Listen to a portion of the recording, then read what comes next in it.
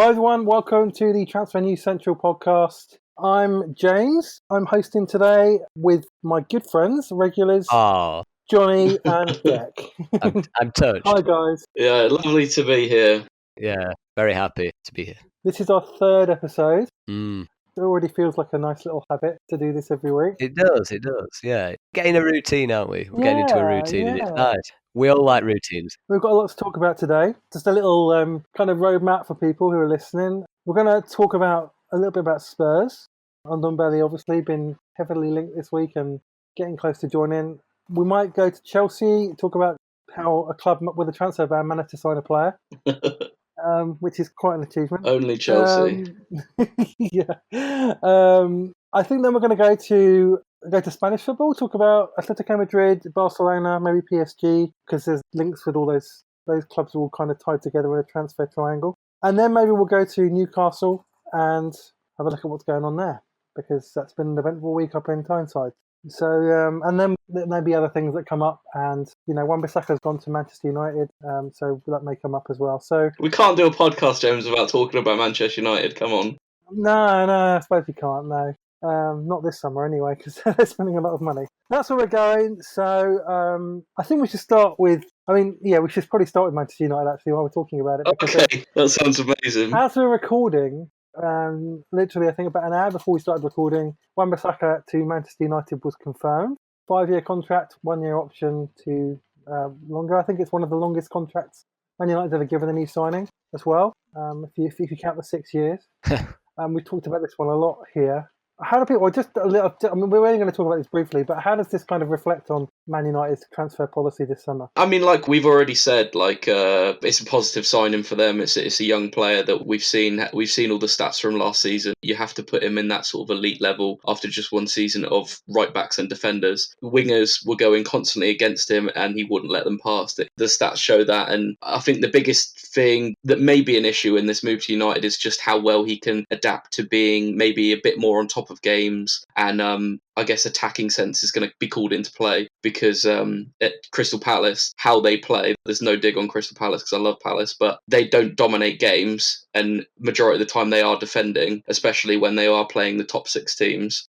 So now in his role at Manchester United, you're going to probably see him having to defend a bit more in the opposition half. He's going to have to put in a bit more crosses. And I don't think that he cannot do that because I think it could well be in his arsenal. He is a converted striker / winger. So I think it would be rude to say that, but it's a positive signing for United. And I think it shows what this transfer policy is going to be with them targeting young players. And I can only see it as a positive, especially for all the United fans that maybe were a bit scared of seeing Ashley Young start at right back for them next season. Yeah, I mean, I'd echo those thoughts as well, really. I think we've sort of said it for the past 2 episodes, actually, haven't we? How, Wan-Bissaka is brilliant defensively. At one point had the best tackle success rate in the division as a fullback, and that's no mean feat, especially when we're always looking towards sort of offensive contributions for our modern day fullbacks, forgetting almost the importance of actually being first and foremost good defensively and making sure that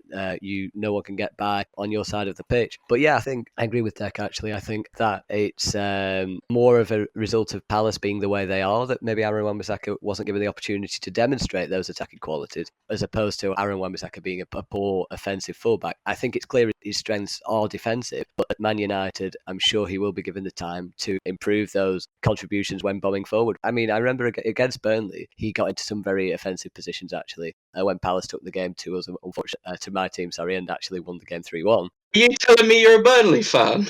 I didn't know this, Johnny. This is breaking news. Yes, well, it is. Well, actually, to be fair to the listeners, we've not actually spoken very much about Burnley, so they are now blown away, mind blown. Oh, everyone's losing their minds. But anyway, I am a Burnley fan, and at one point he did get into an offensive position in the final third. Played a lovely slide rule pass across the box when he could have just launched it into the box. It didn't have to be so careful with his pass. He found Batshuayi and he put the ball into the back of the net. Really good pass, really good finish. So that suggests that he does have an intelligence when he gets into those positions, and that example there was a really nice example of good end product. So hopefully for him and hopefully for Man United, he's able to do that more at a club of a bigger stature, and when a club that wants to take games to the opposition as opposed to the other way around.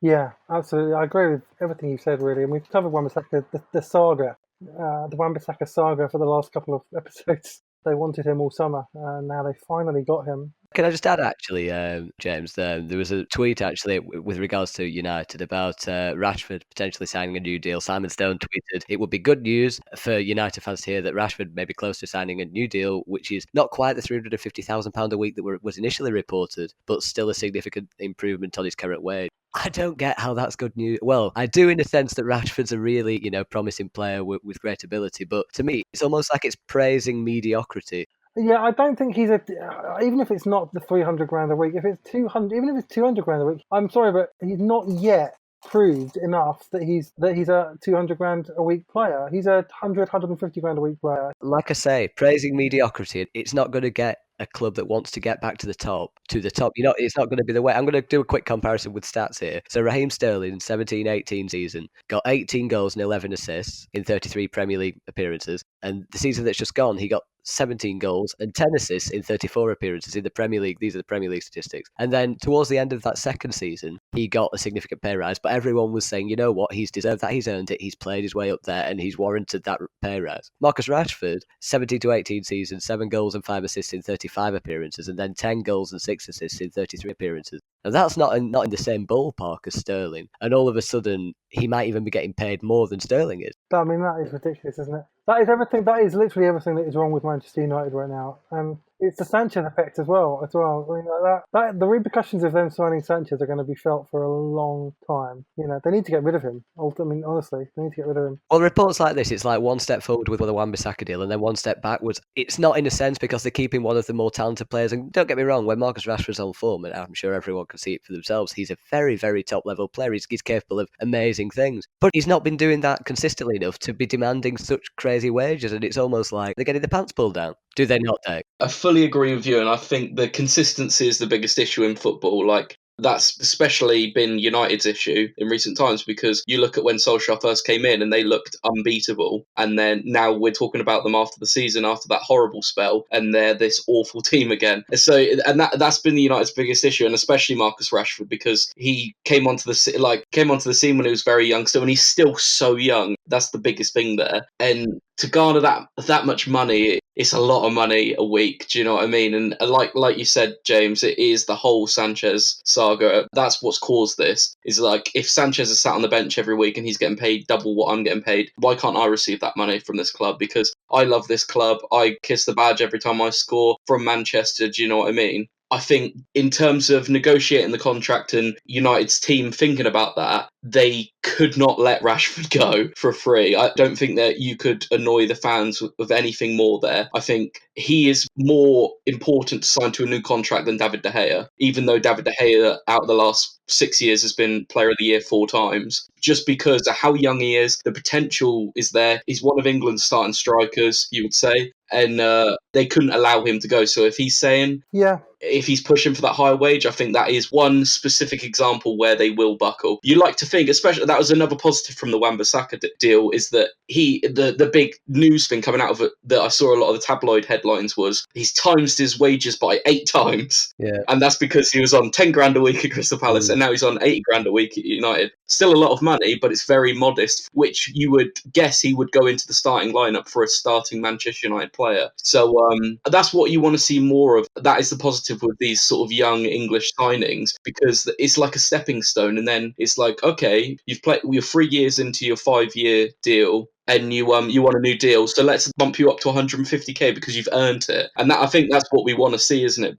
That's my opinion on Rashford, just because even though I think you two are completely right with it, I do think it's a very, very unique situation with Manchester United. At the same time, though, I'd just say, though, I mean, can you imagine Raheem Sterling, who's been brilliant for Manchester City? There was a point where he was trying to clamber for a greater deal, but they looked to give it him. There was talk whether he would get it or whether he wouldn't get it. He knuckled down, he kept working hard. He delivered time after time for Manchester City. He got that deal in the end through perseverance, through hard work. I respect all you're saying, Dave. I don't like the idea. It's all about player power, isn't it? And I don't like the idea of a player being able to do that to his football club. There's no player that should be any bigger than Manchester United. Absolutely. And if Sterling hadn't delivered like he consistently did, and he continually demanded the pay rise that he's now got, but if he didn't perform and deserve that, the Man City wouldn't have it. They would say, you know what, you haven't earned it, you haven't deserved it. Yeah. You can go on your back, son. Yeah. I remember watching that documentary series about Manchester City when they were talking about how they do players' contracts. And they're saying, like, we might sign a player on a 5-year contract, but if they play well enough to earn another contract in that first season, we'll give them another contract and maybe a longer contract because they've earned it. They don't pay. One of the reasons they didn't buy Sanchez was because I think his ridiculous wage demands, and they didn't want the problem that Manchester United now have. I think that's the reason they didn't sign him, because I think they're very kind of, you earn your contracts. You don't just get them because you've got ability.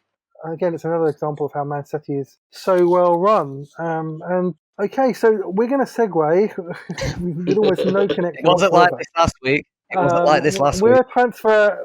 Well, it's difficult to segue out of Manchester United, to be honest. But I think one thing we need to talk about this week is the irony of.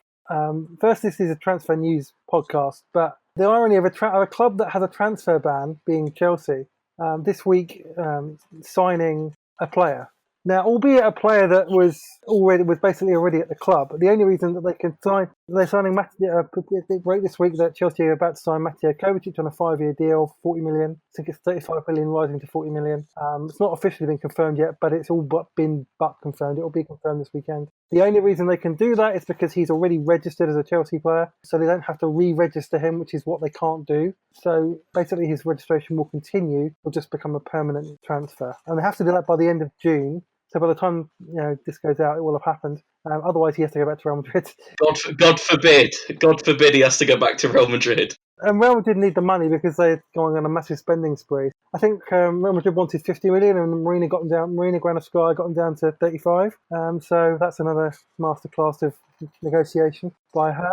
James, do you think if they didn't have the transfer ban, would Chelsea have signed him permanently? No. Definitely not. They wouldn't. They would have signed a midfielder, I think, because of Loftus-Cheek's injury, which I've been hearing this week is likely to keep him out till January. It's worse than Callum Hudson-Odoi's injury, apparently. So, he was going to be out for a long time. They have Mason Mount and Ross Barkley who can play that role. Mateo Kovacic, and we were talking about this a bit before we recorded.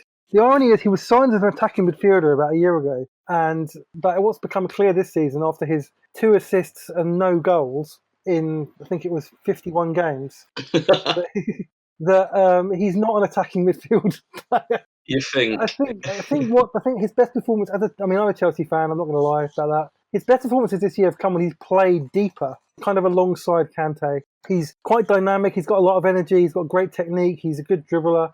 He complements kind of Kante quite well. He's the kind of guy, if you're playing a 4-2-3-1, he's perfect for that with Kante. Better than Jorginho, especially. And if it's Frank Lampard who's manager, they've got a high energy, aggressive kind of style of play. He's very suited to that. Apparently Frank Lampard sanctioned the move as well for Kovacic. But he's not manager, James. How can he do that? He's not manager yet. He's not manager. Yeah, but come on, we know what happens behind the scenes, don't we? I don't think they would have signed him if Frank Lampard had expressively said, no, I don't want him. He's not going to play if I'm manager. It is Chelsea, though, isn't it? Yeah, it is Chelsea, yeah. But anyway, he's coming in. Well, he's not coming in. He's going to be part of the squad next year, and I think he'll be quite an important part of the squad next year. I think Lampard will use him better. If Lampard's the manager, he will use him better than Maurizio Sarri used him. Can you not see the issue? Sorry, Johnny. Can you not see the issue there, though, that you probably wouldn't have signed him without the transfer ban? Like, I know he can play an integral part now, but it does not seem that it's just like, oh, we'll just bring him back in anyway. Because those stats that you just said, 51 games and 1 goal and 2 assists. Like, there's other players that get absolutely ridiculed for anything like that. And I haven't really seen anything like that for Kovacic. It seems to be this is just a positive signing because they've got a transfer ban. And I don't disagree with, but I just feel like that it's completely brushed over there, that it just seems like, oh, we'll just bring him back. I actually think he's a good player. I think he's got potential to improve. He can play the deep role. He can play a kind of a right centre midfield as well. He's kind of a good player to have. He's got Champions League experience and he's won the Champions League with Real Madrid. We're playing in the Champions League this year. So he's the kind of player that's useful to have around, and he'll probably play a fair number of games. When everyone's fit, I think it becomes different because Frank Lampard's a big fan of Mason Mount. I think he rates him very, very highly. And obviously, Ruben Loftus-Cheek, if Loftus-Cheek comes back and is anything like how he was, how he finished the season, he'll be starting regularly. So you would think it might end up being Kante and Mason Mount and Loftus-Cheek. But so we wouldn't need to buy another midfielder. And I think the thing is, as well, with the transfer ban, we need and an injury. Chelsea need bodies in midfield because the only alternatives they have are Bakayoko and Danny Drinkwater, and because you need 5 or 6 players for that for 3 positions. No, So I think that's the thinking, and he's not actually that expensive. We're not signing anyone else this summer. Our summer spending is £35 million, and that's before we sold, or before we take into account all the sales, which is going to be a lot. We've already sold Eden Hazard for 88 million, 130 million. So I don't think it's a bad signing. No, I completely agree with practically everything you both just said. I don't think he would have been signed if the transfer ban wasn't in place. But yes, I do think he will be an important signing because of the importance. I think a squad player is a good definition for Kovacic, and someone that's going to play his fair share of minutes, but maybe he's the first name on the team sheet. Bit like last year, I think, in many ways. You know, he played a lot last year, as you say, without necessarily contributing in terms of goals and direct assists. But like you say, James, I think that wasn't necessarily his game. I think maybe Sarri played him a bit too far forward in that 8 position, maybe as the attacking 8 that was supposed to get goals and assists. He was much better in a deeper position. And I think actually when Chelsea were playing really well under Sarri and playing really good football, he was actually performing quite well as well. I mean, he had a really good Europa League final, I thought. Yes, he was excellent in that game. I also thought there was another game against Liverpool at Stamford Bridge where I thought he played really well. I thought he played really well in that game, and Chelsea put in a really good performance that day as well. So I think there's certainly something there. Very good technically, as you say. Good passer, good at holding the ball, good at linking up. I think the assists statistic is certainly a little bit misleading because I think he's quite a good passer of the ball, but maybe not that final pass. Maybe it's the link-up passes that he does very well, I think is what it is. But just to come back as well, because I know you're not a big fan of Jorginho, James, and that's fair enough because you are a Chelsea fan and you have much more right to say it than I do. However, I do think last year in a defensive midfield position, or a reduced position as it was also called, he did a very decent job considering all the abuse that he did get. Maybe not in terms of his tackling like we expected from N'Golo Kante, but in just dictating the play and the tempo of Chelsea. And I think when he didn't play, it was definitely felt. You could definitely see that loss. Yeah, I agree. To Sarri's team. Now, in a 4-2-3-1, do you not think that having Kante and Jorginho, someone who does the defensive interceptions of the tackles, alongside someone who does the lovely passing and distribution of the ball, do you not think that could be an excellent double pivot?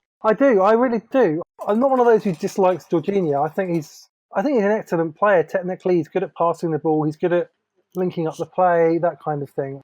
And you're right. I think in a double pivot alongside Kante, he could be quite effective. And if we did that this season, it wouldn't surprise me. And also, I think it would work. I've just done a bit of research on. I mean, I'm thinking about Frank Lampard potentially being the manager, and the style of play that he plays is quite a high energy, quite intense, very much like Jurgen Klopp at Liverpool. And I don't have anything against Jorginho at all. I'm just not sure whether he fits in with that style of play. Now, it may be that he does. It may be that Lampard finds a way to use him, and he's quite a pragmatic coach as well. He can adapt, so he may well do that. The only thing I don't want to see from Jorginho is him playing as the deepest midfield player. No. Because I don't think he's good enough defensively, and he's not strong enough physically as well to play that role in the Premier League. In the Italian league, in the Spanish league, yeah, he can play that role easy, but loads more time on the ball in those leagues. But in the English league, he needs someone alongside him to do that, and which is why, and often we got walked all over when he played that role. And Manchester City 6-0, and Bournemouth 4-0. Those he didn't, and even against Liverpool as well, he was poor defensively. I fully agree with you, James, but do you not feel like, I know it's an issue for Chelsea with the transfer ban, but do you not feel like it's just a lot of settling for mediocrity? Like 54 games Jorginho played this season, 2 goals, no assists. Yeah, I know. That's the statistic everyone uses. I mean, he's got zero assists, and he's playing like if you think Pirlo, when he played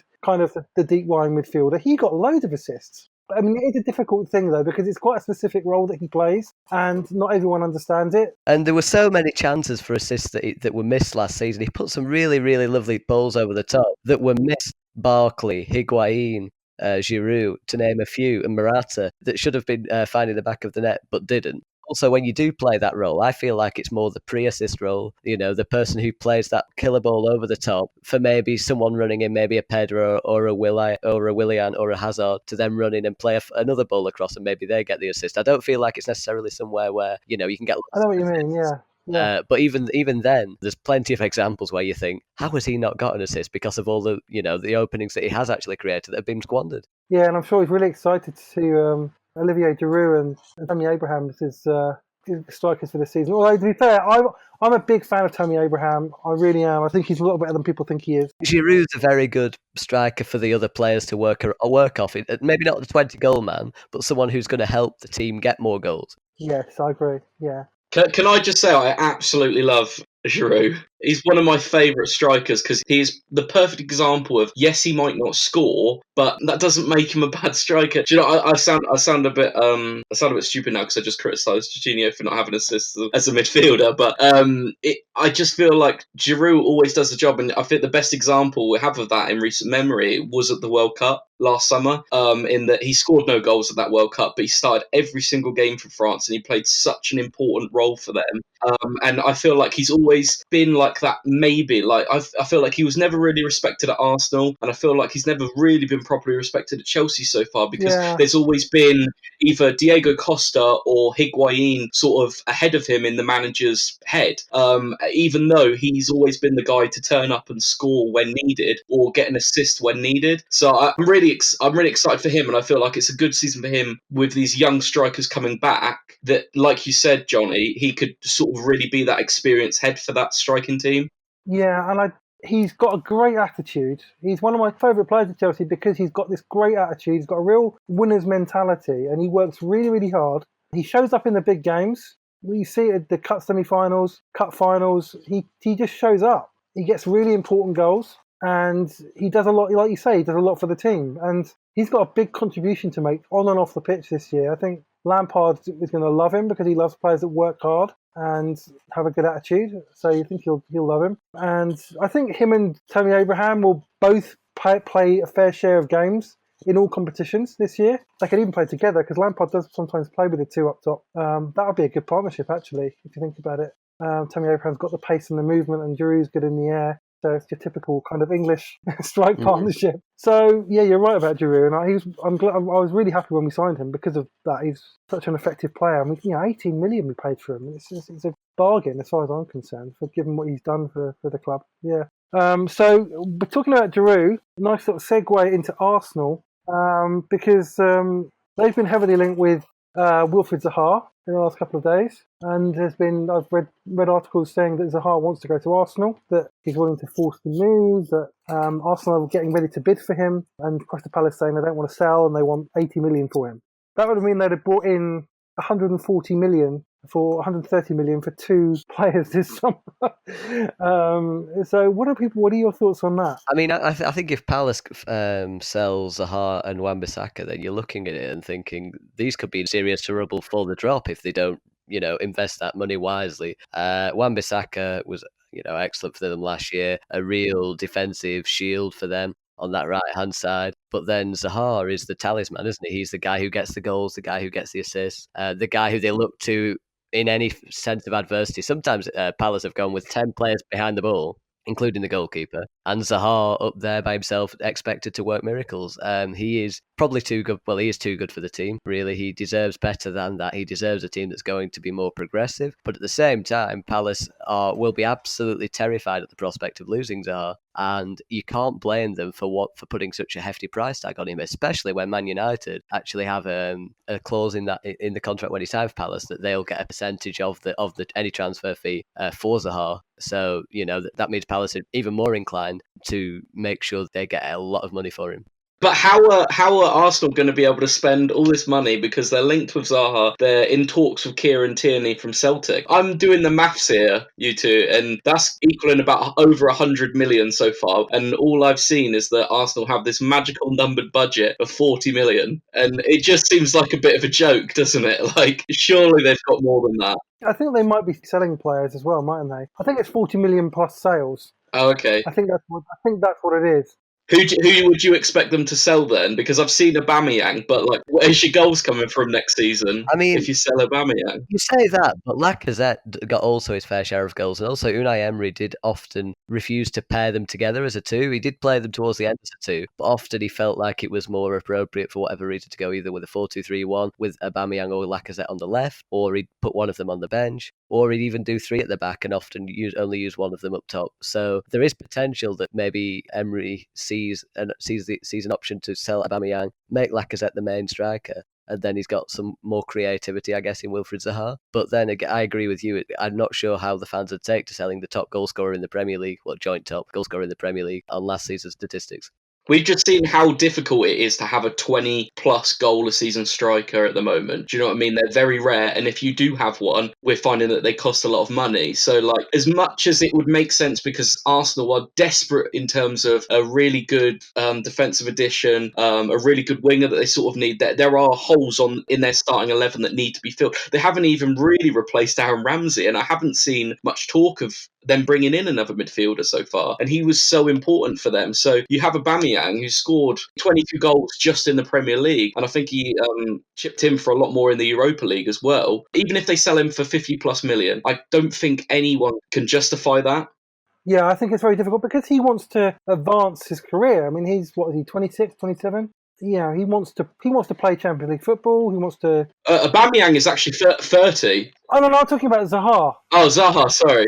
Zaha is like 20, mid to late 20s. Wants to play Champions League football. Wants to play at a bigger club than Palace. You can understand that, a player of his quality wanting to do that. But at the same time, you can see from Palace's position they don't want to lose him. And they've got. I don't think they'll let him go until they've got someone else lined up to come in. Or a couple of players. I think they need to sign a striker and a winger to replace him. They need to sign two players to replace him. You do worry, actually, though. I think if I'm a Palace fan, I'm really worried because obviously there is an inevitability about Zaha going, but it's about how the team adapt to that because it's not just going to be, you can't replace Zaha like for like, really. If you're Crystal Palace, you have to sort of look at it and think, well, every other player now has to work, 10% harder. They have to run 10% more because it's going to be really, really difficult because sometimes you got the sense that Zaha won games on his own, and he did. He was so talented. He is so talented. He'd take players on. He'd light up Selhurst Park, and he'd really be the talisman for them. And if they do lose that, it's going to be really, really huge for them. Often, many people said he was the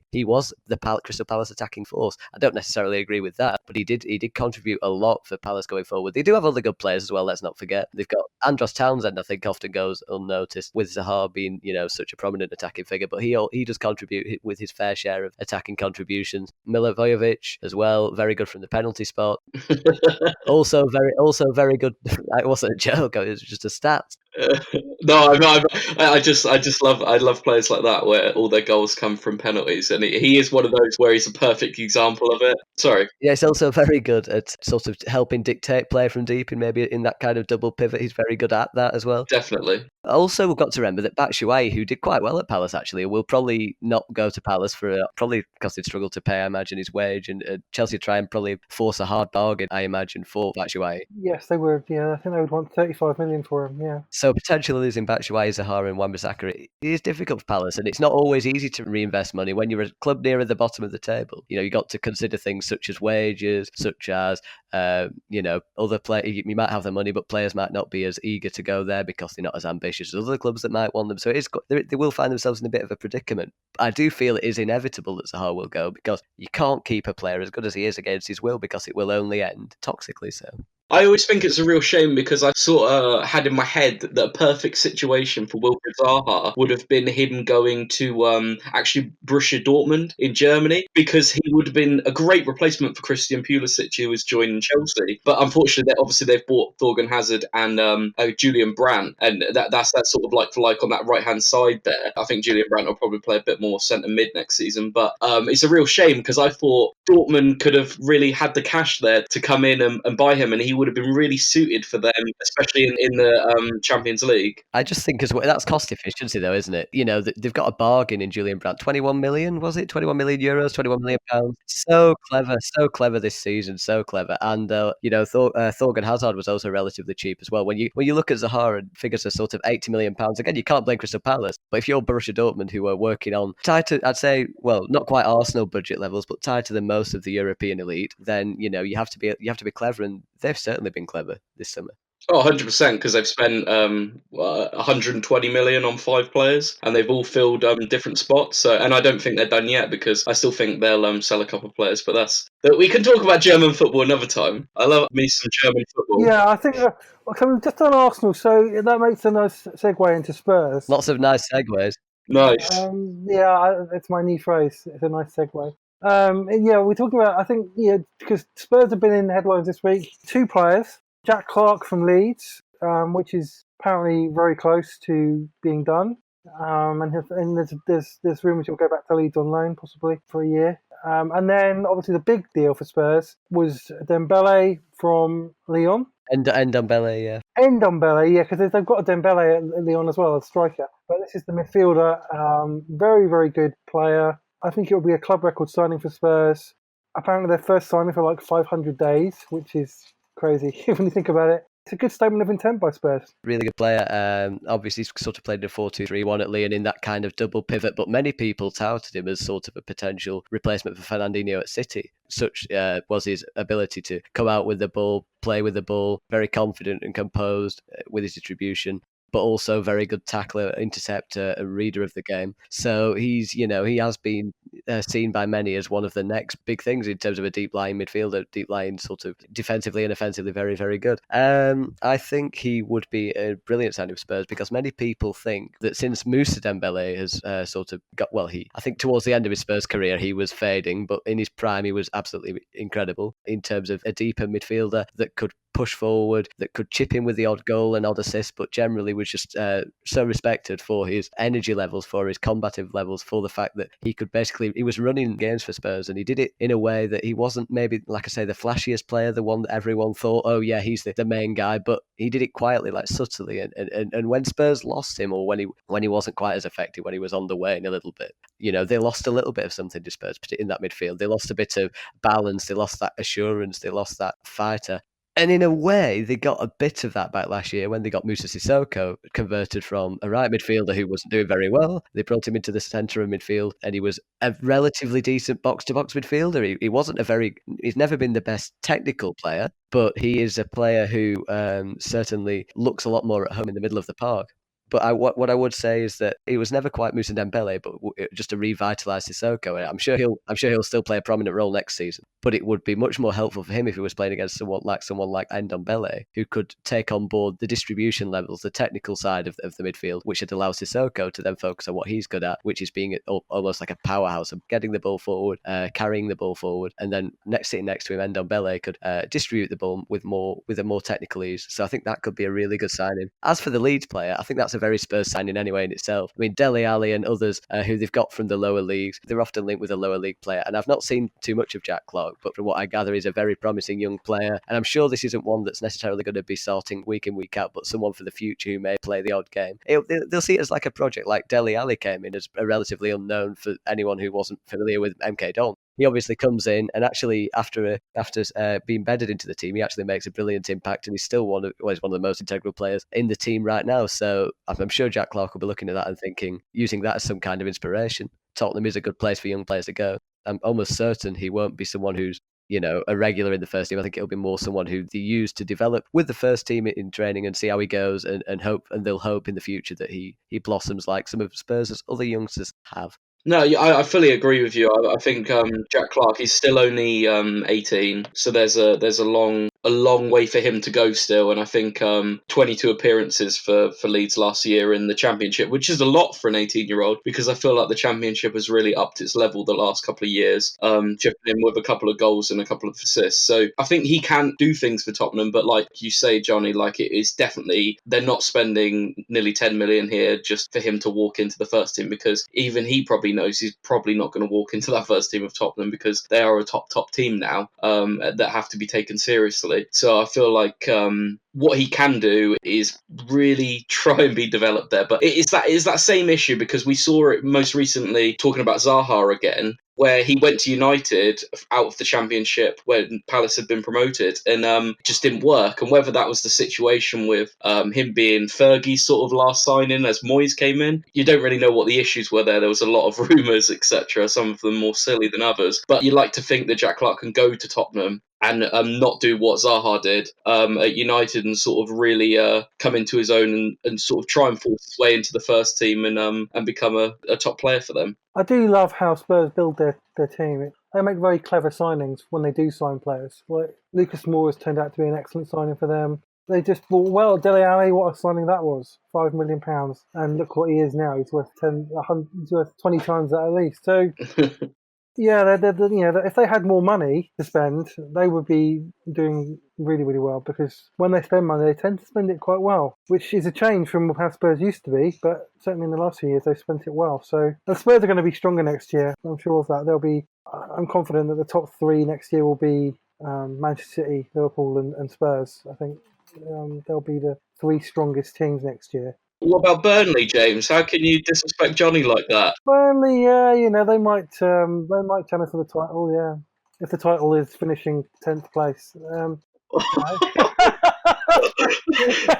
No, but being honest, like I actually got a lot of. I was saying this before. I've got a lot of respect for Burnley, and especially for Sean Dyche, and the budget that they have to be where they are and to stay in the Premier League for as long as they have is an achievement in itself. So it deserves a lot of credit. They're one of the clubs I don't ever want to go down, just because I think they run well. I'm not just saying that because Johnny's here. I do actually think that. I wanted Cardiff to go down last year because of Neil Warnock. Literally, that was it. Neil Warnock's their manager, so I want them to go down. I actually found him so entertaining. I wanted them to stay up. I just don't like him as a human being. I don't imagine. Wow. He's going to listen to this, James, and he's going to be really, really upset. Yeah, I'm sure. Yeah, it can be that evil stare that meme that goes around on Twitter all the time. That gif with him staring just on the camera. He was a character, though, wasn't he? He was a character. Oh yeah, he's a character. Yeah, he is a character. Yeah. Mm. So, okay, Spurs. We were on Spurs, but talking about Ndombele, so that's French football, which brings us to kind of a transfer triangle involving PSG, and this is quite complex, so I'll try and explain it. We're hearing a lot of noises that Neymar wants to leave PSG and go to Barcelona, that PSG are not unhappy for him to go, and then we're hearing about Antoine Griezmann going to Barcelona as well, and we've just had Felix going to Atletico Madrid for about 120 million, which is the Griezmann money. So you would expect that Griezmann is off because his buyout clause goes down the 1st of July, I think. I think Barcelona will sign him. But then there's this whole conundrum with Neymar, like what's going to happen? Because he's kind of making it clear he wants to leave PSG, and PSG are kind of done with his antics. But he's on such high wages and the transfer fee is so high that he could end up being stuck where he is. So what are people's thoughts on that kind of little triangle? Neymar's not going anywhere, in my opinion. I can't see it happening this summer. There's too much that's already happened so far. I just can't see PSG either selling him. I can't see Barcelona agreeing a fee, especially with their whole thing with Griezmann. I feel like it would be a more one or the other, and I feel like recently we've seen them seem to have agreed a fee for Griezmann, and that seems to be being thrown around. So I think Griezmann will go to Barca this summer, and maybe it's something that maybe we'll see more of in January during the transfer window there or next summer. But I don't know how it's going to play out, because Neymar seems to have made it very clear that he doesn't want to be there, if you want to read into it like that. But I don't know what's going to happen, if I'm honest, but I can't see that transfer happening this summer. Yeah, at all. I absolutely agree. I think that I don't think there's a chance of it happening purely because of the money involved. Barcelona don't have infinite money to spend. They don't have 150, 200 million that it would cost, and then the wages as well. I think we talked a little bit about this last week. I don't think that will happen, but I just find it interesting. There's this little triangle of Felix going to Atletico Madrid, Griezmann going to Barcelona, and then you have this Neymar situation as well, which is, I saw someone say that Griezmann and Neymar will go to Barcelona, which is not going to happen. No club has that amount of money. especially not with financial fair play. Yeah, it's an interesting one. I mean, Barcelona and Real Madrid are going to be very strong next year, I think. 100%. I do agree with that. What do you think, Johnny? What do you think of Neymar? I don't think the Neymar thing, for what you've just both said, is going to happen because, as you say, of the money involved. It's crazy. Real Madrid have already spent too much and need to recuperate some of that back, hence the Kovacic sale and a few of the other guys that are going to be going. And with Barcelona, it looks like, as we say, they're going for Griezmann. So I think Neymar probably will end up going to Real Madrid in the future, if anywhere. I don't think there's really a place for him back at Barcelona. But I certainly don't think it'll be this summer.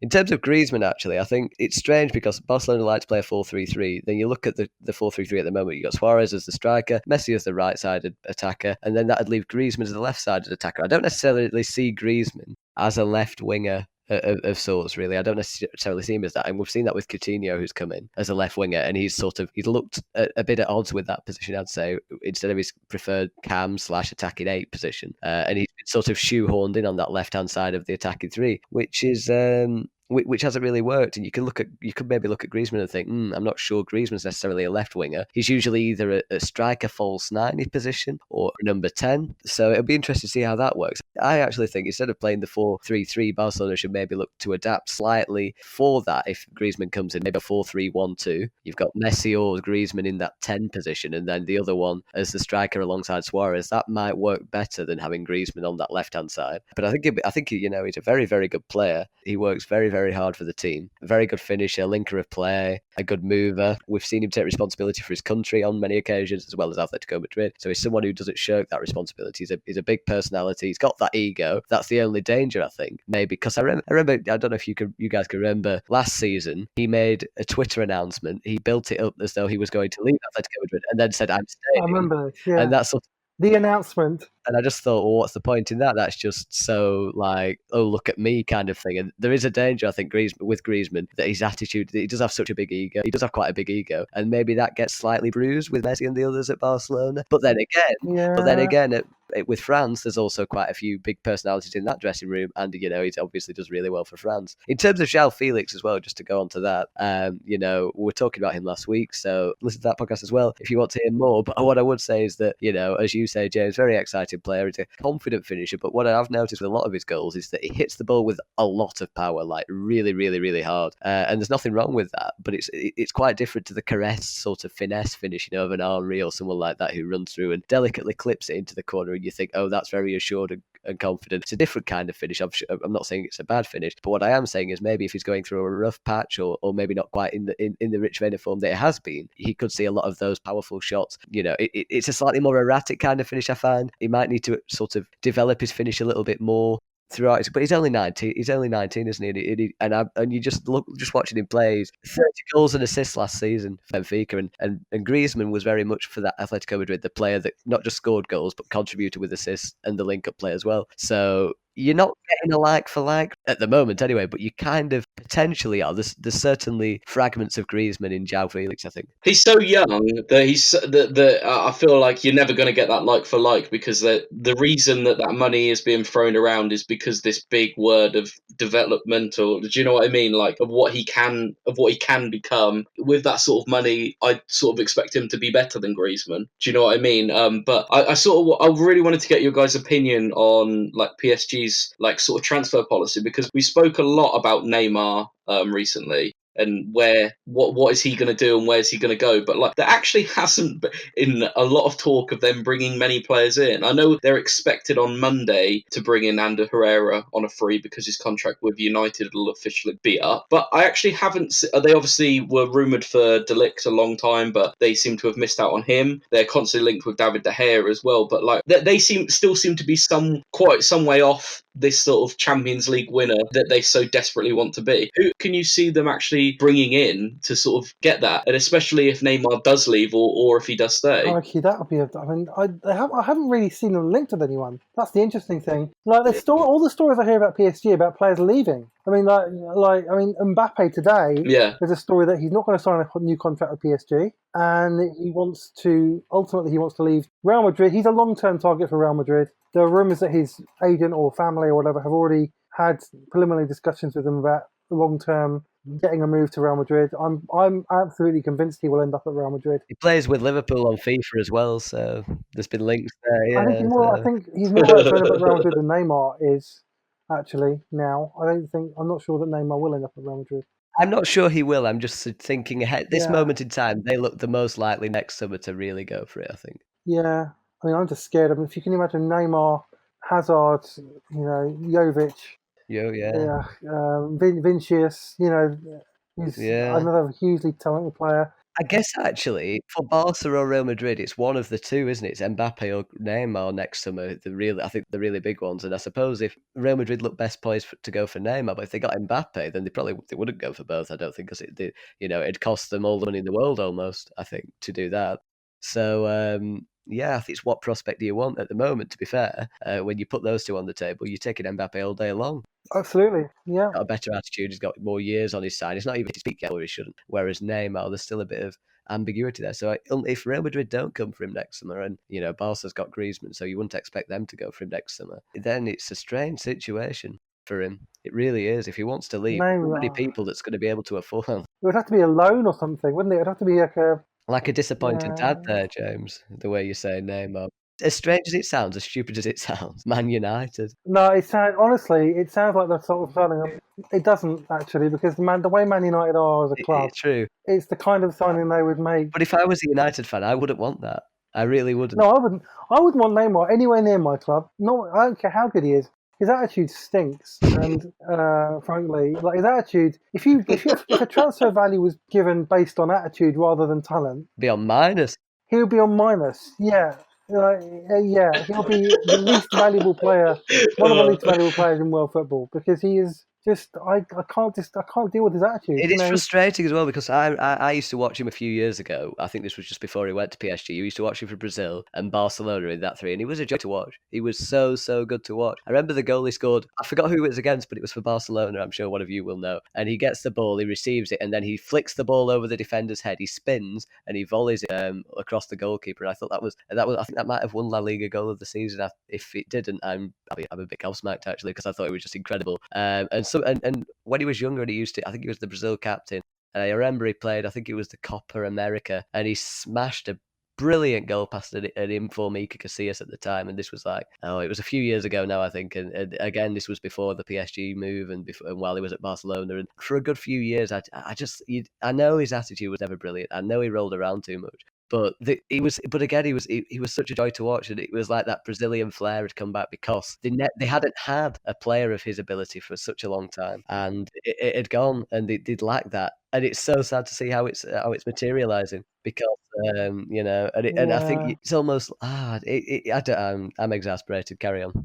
I think just to finish the episode.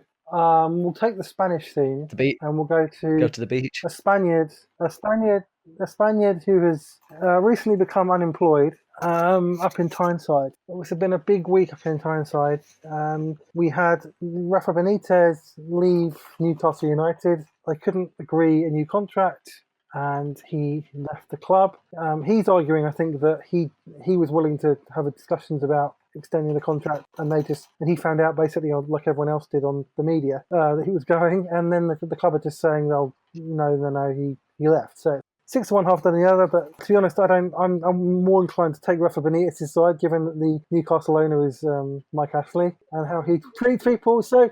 What did happen there? I remember I think it was about 3 weeks ago to a month ago that his representatives and himself were meeting with Newcastle's representatives in London. And Mike Ashley actually didn't go to any of those meetings, and I think that really annoyed Rafa Benitez. And then from those meetings, they were in London for about 3 or 4 days trying to agree a contract, and they couldn't. So it carried on for a couple of weeks, and then I think even though Benitez was happy to still agree a new contract, then Newcastle didn't want to sit down again. So that's what led to this sort of ugly breakup of Newcastle losing probably the best opportunity they've had to return to one of the top teams in the Premier Premier League in Rafa Benitez, and it's such a shame. And I feel like we're inclined as football fans, especially of our own club, when it's not going our way, and we can complain, and it's like this is worse than anything. But like, I do really feel sorry for Newcastle United fans because they've seen how good their club can be. They have such a good stadium, and they have some really talented players. And they had a top manager, and now they've lost that again because of the greediness or the stubbornness or the idiot that is Mike Ashley, I guess. And it's a real sad thing when a football club becomes more about, it's not about football anymore. Do you know what I mean? And that's what it's been at Newcastle for far too long now. I agree. Newcastle are one of the clubs that I love, outside of my own. They're a big club. Their supporters are incredible, really are. They put up with a lot. They're a giant. They're like the definitive sleeping giant. If you're a billionaire looking to buy a club and turn it into a super club, they're the club you to look at in England, because they've already got a huge fan base, massive stadium.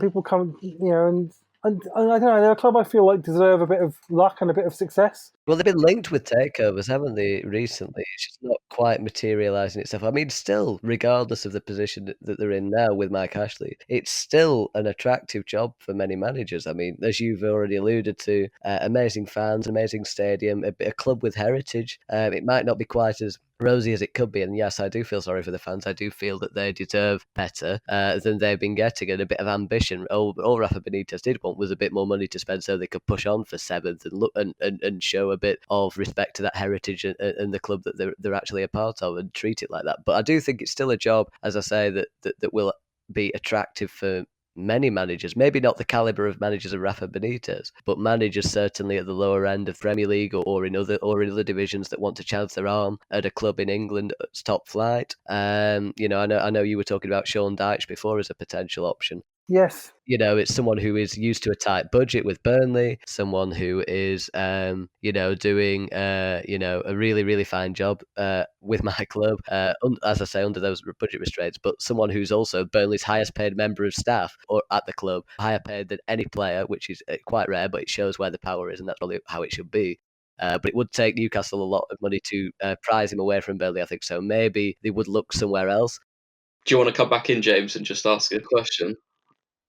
Yeah, so I mean, the people that are linked with the Newcastle job, they were kind of like the joke candidates who would never take the job. Jose Mourinho, unless the club get taken over, would not be candidates. And then we had the candidate that kind of emerged this week as a kind of someone who's interested in the job and might be willing to take it was Patrick Vieira. Yeah. An interesting appointment. I think he's a talented young manager. I think apparently they're looking at a younger manager with potential rather than another experienced manager. I think maybe that's partly because it's a difficult job to convince an experienced manager to go there because of working with Mike Ashley, whereas it's an opportunity for a younger manager to go to a bigger club. Yeah. But Patrick Vieira, I think that would be, if he agreed to go there, which I'm not sure he would, but there's indications that he's interested. I think that would be a good appointment for them. But what about you guys? Yeah, I'm not sure with Vieira. I don't see it as such a big place to go as much as you want to, just because I wouldn't want to work under Mike Ashley. Like, if you're going into that job, you have to be an absolute yes man. You can't kick up a fuss, or as we've seen, you will lose your job, or your contract won't get renewed, even though you're doing a good job. Do you know what I mean? So it's a real difficult one because Vieira, even though he's doing a really good job with Nice in France, is he ready for that sort of level to step up to the club the size of Newcastle? I'm not so sure there, but I feel like there is big warning signs with whoever takes over from Rafa Benitez and walks into that job, just because of how Newcastle are as a club and what they can do and what they will be hoping to achieve, especially what the fans will be hoping for them to achieve. But like you said, they'll be working on such a limited budget, etc. I'm not sure what they can do, and if Patrick Vieira is the answer for that, I don't know. There seems to be so much mystery shrouded around Newcastle at the moment, hence why we haven't really heard that much this week since Rafa Benitez has left. It does just seem to be a massive question mark over what is going to happen. It has to be so frustrating for Newcastle fans, especially with pre-season just around the corner. Yeah, absolutely. I mean, they haven't bought any players yet either, and which players are going to want to go there because of the instability at the club. Mm. It's not an easy time to be a Newcastle fan, that is for sure. It's another difficult summer for them, and I actually said this week that a lot of fans have a go at their owners, but I think to the clubs that we've begun and ended this episode with, Manchester United and Newcastle, I think their owners are just, I mean, crikey, they're just not, to me, they're awful. You know, I mean, they're taking out of the club, not putting into the club. They seem to be more interested in profit than in football, you know, and I don't think they're good for the club. Yeah. And I feel for Newcastle fans, really, because they need Mike Ashley out of the club. Yeah, 100%. And I just like to think that it does sort of get worked out and we can sort of start reporting some Newcastle transfer news again. That's what I hope for. Yeah, that would be really great if that happened. Yeah, I genuinely hope that they can do that. Yeah, 100%. Well, that's a good way to end. I Yeah. think. It's been good discussions today. We've gone from the Premier League to Spain to France and back again. Covered most of this week's stories, I think, and I'm sure it's going to ramp up now because we're now into July, getting into July. So this is really good, and pre-season's beginning soon for most clubs. So all the contracts are going to end, and all the new contracts are going to come in. So like I feel like there'll be a lot to speak about next week. I do think that after Monday the 1st. Yeah, I think so. Yeah, that's going to be quite interesting for all of us. So yeah, I'm excited about that. 100%. It'd be nice to chat about it with you both and really get into that because I feel like a lot will happen. So yeah, I think it will. Yeah. I guess we'll say bye for this week and make sure everyone tunes in next week. Yeah, look forward to it. Amazing. Goodbye. Bye.